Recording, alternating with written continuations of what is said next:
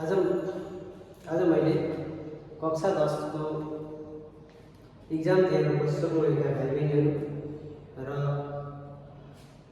Future plan बनाएर विभिन्न तयारीमा जुटिरहनु भएका भाइ बहिनीहरू सबैलाई कुनै न कुनै माध्यमबाट र तपाईले प्रतिस्पर्धात्मक गर्ने ती क्षेत्रहरूमा केही सहज तरिकाले यी कुराहरूले पनि तपाईलाई सहयोग पुर्याउनेछ भन्ने सोचका साथ आज हामी सबैभन्दा सामान्य बेसिक कुराहरूलाई लिएर केही क्वेसनहरूको बारेमा सोध्नु पर्दैछौँ र यी कुराहरू तपाईले क्लास पढ्दै गर्दा पनि यी कुराहरूको बारेमा अध्ययन गरिसकेको र यसलाई एउटा रिभिजनको रूपमा मात्र आज मैले तपाईहरु समक्ष प्रस्तुत गर्दैछु र यी कुराहरू हाम्रो तयारी कक्षाहरूमा तपाईहरुले तयारी कक्षा लिइरहनु भएका भाइ बहिनीहरूले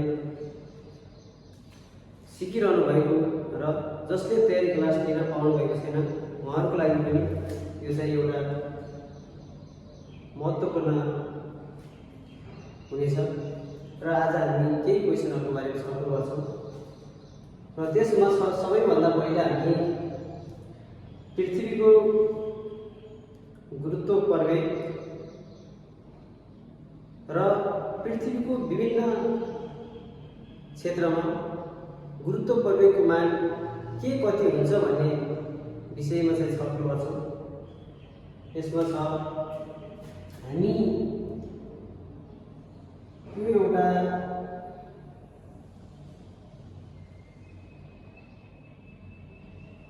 पृथ्वी यसरी सुन्तला आकारमा रहेको पृथ्वी छ जसको यसरी बीचबाट भूमध्य रेखा गएको हुन्छ र त्यो रेखालाई हामी के भन्दो रहेछौँ भूमध्य रेखा भन्छौँ र जसलाई इङ्ग्लिसमा के भन्छ इक्वेटर भन्छ र यहाँ माथि हामी के रहेको हुन्छ पोल रहेको हुन्छ जसलाई हामी के भन्छौँ ध्रुव भन्छौँ अथवा ध्रुवीय क्षेत्र भन्छौँ। अब यो भूमध्य रेखीय क्षेत्र र ध्रुवीय क्षेत्रको गुरुत्व प्रवेगको मान प्रायः जस्तो सोध्ने गरेको छ र यो बीचमा चाहिँ पृथ्वीको के रहेको हुन्छ जसलाई हामी के भन्छौँ केन्द्र भन्छौँ र इङ्ग्लिसमा चाहिँ यसलाई चाहिँ सेन्टर भन्छ केन्द्र र यो विभिन्न भागमा चाहिँ पृथ्वीको गुरुत्व प्रवेगको मान हामीले सोध्ने गरेको हुन्छ। जस्तै पृथ्वीको भूमध्य रेखीय क्षेत्रमा गुरुत्व प्रवेग g को मान 9.78 मिटर पर सेकेन्ड स्क्वायर हुन्छ भने पृथ्वीको ध्रुवमा फेरि g को मान 9.83 मिटर पर सेकेन्ड स्क्वायर रहेको हुन्छ र यो पृथ्वीको केन्द्रमा फेरि g को मान चाहिँ हाम्रो यहाँ g को मान 0 मिटर पर सेकेन्ड स्क्वायर रहेको हुन्छ भने औसतमा गुरुत्व प्रवेगको मान औसतमा गुरुत्व प्रवेग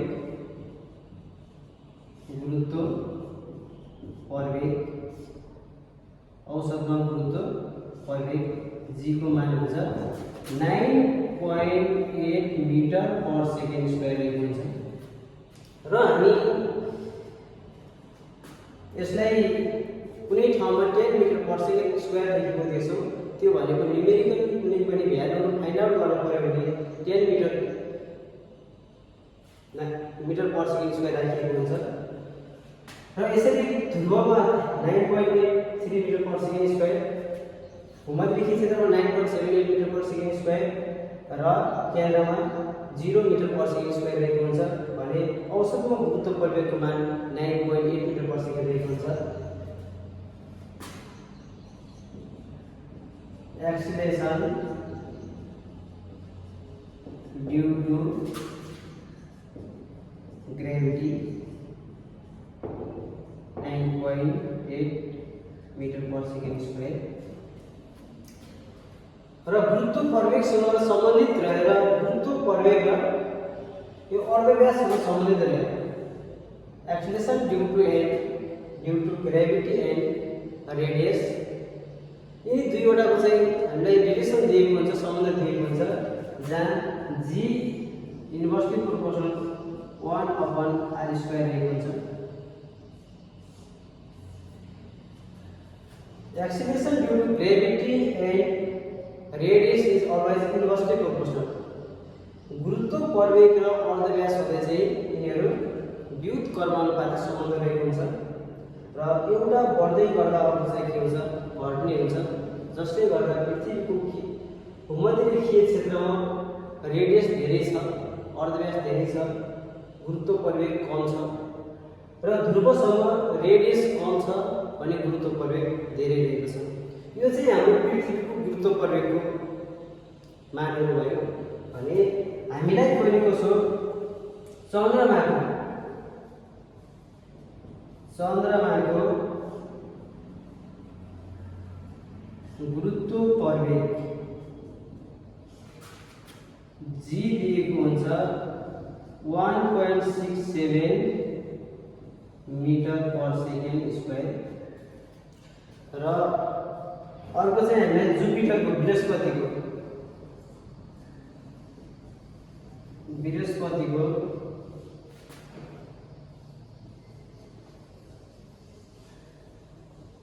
गुरुत्व प्रवेग जी 25 मिटर पर सेकेन्ड स्क्वायर र पृथ्वीको गुरुत्व आकर्षण अचल अथवा गुरुत्व आकर्षण अचलको मान, गुरुत्व आकर्षण अचलको मान पनि सोध्दै गरेको हुन्छ। गुरुत्वाकर्षण अचल जसलाई हामी जी ले के गर्छौं, डिनोट गरेका हुन्छौं र यसको मान हुन्छ 6.67 into 10⁻⁻11 न्यूटन मीटर स्क्वायर पर केजी स्क्वायर। यसरी हामीलाई मानहरू सोध्ने गरेको हुन्छ। यो हाम्रो फोर्स एन्ड मोसन भन्ने च्याप्टरबाट यदि बल र चाल भन्ने पार्टबाट भ्यालुहरू सोध्यो भने, मानहरू सोध्यो भने यही अन्तर्गत नै रहेर सोध्दैछ र त्योसँग सम्बन्धित केही फर्मुलाहरू पनि सोध्न सक्छ। अब हामी फोर्स एन्ड मोसन पछि जान्छौं प्रेसरमा। प्रेसरमा पनि आज हामी केही भ्यालुको बारेमा मात्र कुरा गर्छौं।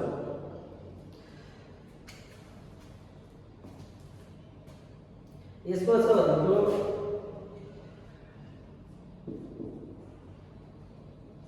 प्रेसरमा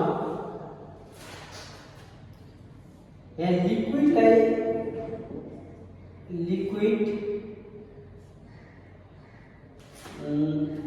atmosphere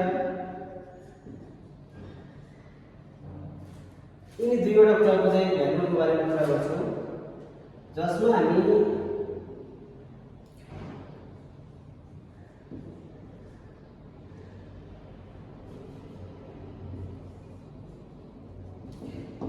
density of water D is equal to 1000 kilogram per meter cube and atmospheric pressure at sea level. Atmospheric pressure at sea level. तरल र वायु मण्डलको कुरा गरेका छौं। यहाँ चाहिँ हामीलाई तरलको घनत्व दिएको छ भने हामीलाई चाहिँ यहाँ वायुमण्डलीय चापको कुरा गर्छ, त्यो पनि समुद्री सतहमा। यो हुन्छ 760 mm of Hg, 760 mm Hg चाहिँ हाम्रो वायुमण्डलीय चाप रहेको हुन्छ र यो वायुमण्डलीय चाप नाप्नको लागि प्रयोग गरिने उपकरण छ।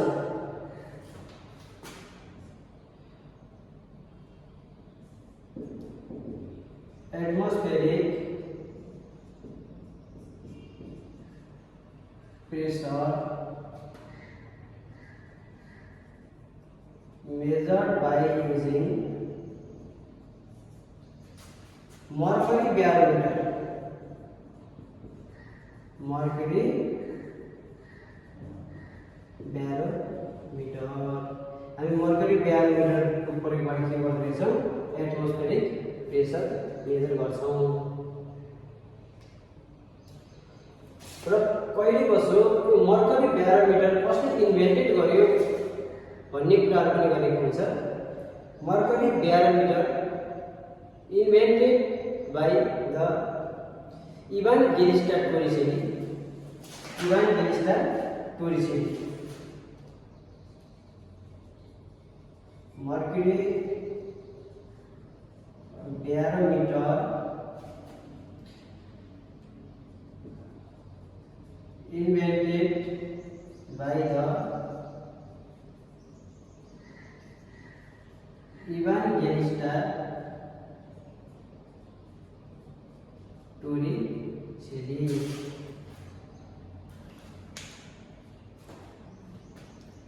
र हामी अब यस्तै सर्फेसले गइरहेका छौँ।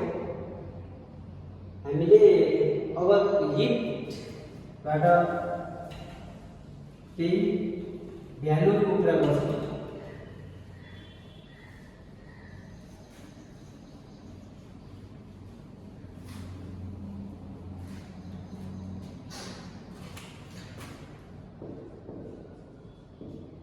हिट छ जसलाई हामी के भन्छौँ? ताप, हैन? र यो हिट मेजर गर्नको लागि अथवा टेम्परेचर मेजर गर्नको लागि हामीले डिफ्रेन्ट इन्स्ट्रुमेन्टहरुको युज गर्छौँ। हिटमा हामी डाइरेक्टली टेम्परेचरमा जान्छौँ र यो टेम्परेचर मेजर गर्नको लागि चाहिँ हामीलाई थर्मोमिटरको आवश्यक पर्छ है।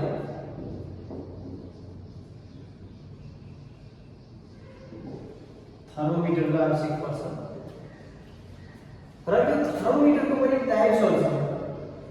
Types of thermometer. Types of thermometer. सुरुमा छ clinical thermometer. Second 2 number laboratory thermometer. 3 मा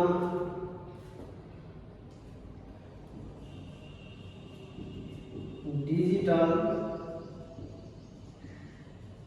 thermometer and last maximum and minimum thermometer.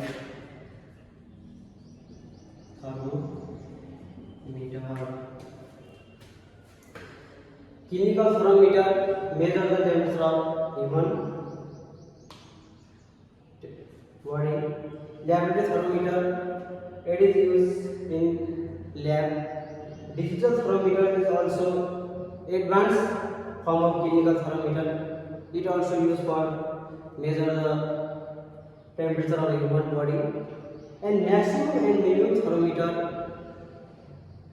measure the temperature of our surrounding. र पहिले कस्तो मैक्सिमम एन्ड मिनिमम थर्मोमिटर को शेप सोधेको हुन्छ हामीलाई। Shape of maximum and minimum thermometer. Maximum and minimum thermometer. Minimum thermometer.